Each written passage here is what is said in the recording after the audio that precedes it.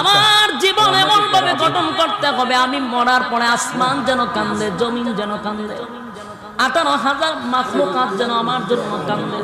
এই জন্য আমি আপনাদের হাতে পায়ে ধরে বলি, বিশেষ করে যুবক ভাইদেরকে বলি, যুবক ভাই, জীবন এই পৃথিবীতে আমরা চিরদিন থাকার জন্য আসি না।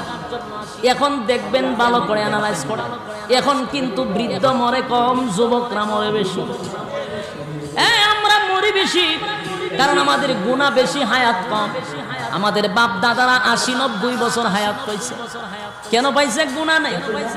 আর আমাদের গুনাহের পিএইচডি জন্য দেখবেন 40 বছর হওয়ার পরে 2টা কিডনি ড্যামেজ হয়। 40 বছর হইলি দেখা যায় হার্ট ব্লক হয়ে যায়, প্যারালাইসিস হয়ে যায়। কেন রে এত সমস্যা কেন? বলে গুনাহ যত বেশি তত হায়াত কমতে থাকে, অকালে মৃত্যু হয়।